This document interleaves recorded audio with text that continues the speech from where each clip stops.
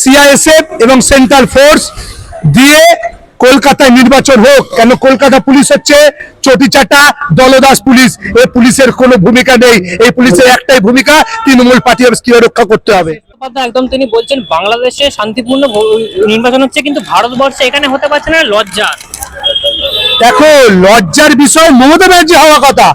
মমতা ব্যানার্জি হচ্ছে এক নম্বরে মিথ্যাবাদী।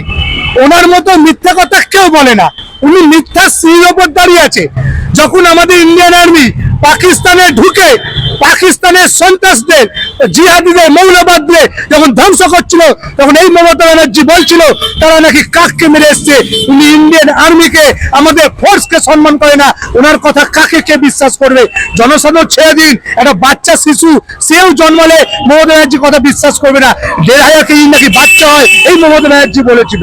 শান্তিপূর্ণ নির্বাচন আমরা করতে দিই না, কি মমতা ব্যানার্জি করতে দেয় না?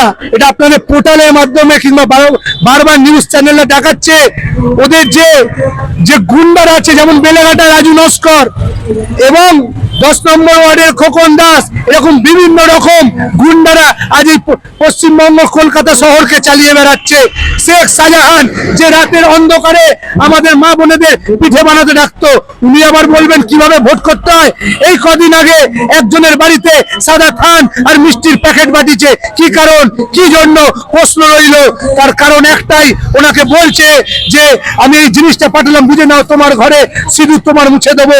আজ পাকিস্তান যে সিঁদুর মুছছে, আজ মমতা ব্যানার্জির যে হারমাদরা আছে, যারা পশ্চিমবঙ্গ দখল করার চেষ্টা করছে পুনরায়, সেই হারমাদরা এই সন্ত্রাস চালাচ্ছে। আর এই সন্ত্রাস আমরা যে কোনো প্রকারে রুখে দেবো, রুখে দেবো, রুখে দেবো। তিনি তো বলেছিলেন বদলা নয় বদল চাই।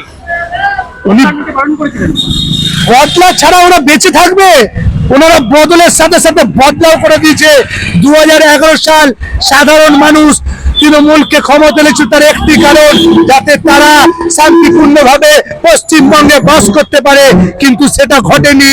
মানুষ শান্তিভাবে বসবাস তো দূরের কথা, মানুষকে রাস্তায় এখন একটা বাইক কিংবা একটা গাড়ি নিয়ে বেরোতে গেলেও তাকে পদে পদে 500 থেকে 1000 থেকে 2000 টাকা ফাইন দিয়ে যেতে হয়। তার কারণ কি? অজুহাত দেখায়। এবং যে পুলিশরা কাটমানি তোলে, যারা উল্টো পাল্টা পয়সা তোলে, তার কালীঘাটের নবান্নে 75% যায়, আর পুলিশের অফিস সাজানোর জন্য 25% পড়ে থাকে। এই দলদাস কলকাতা পুলিশ যে র্যাকেটটা চালাচ্ছে আপনারা ভালো করে জানেন। লালবাজারে একটি মান্থলি চলে, যে ভাড়া গাড়িগুলো কলকাতা শহরে চলছে, সেই ভাড়া গাড়িগুলোর প্রত্যেকক্ষণে একটা মান্থলি আছে। যে অটোগুলো রুটে চলছে, সেই অটোগুলোর সবকটা মাস গেলে একটা পয়সা দিতে হয়। তার কারণ কি?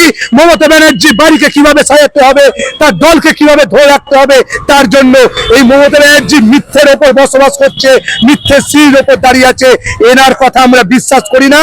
আমরা যে করে হোক এই মমতা ব্যানার্জিকে 14 তলা থেকে টেনে হিচড়ে মাটিতে মিশিয়ে দেবো। আমরা চাই সিআইএসএফ এবং সেন্ট্রাল ফোর্স দিয়ে কলকাতায় নির্বাচন হোক। কেন কলকাতা পুলিশ হচ্ছে চটিচাটা দলদাস পুলিশ। এই পুলিশের কোনো ভূমিকা নেই, এই পুলিশের একটাই ভূমিকা তৃণমূল পার্টি কিভাবে রক্ষা করতে হবে।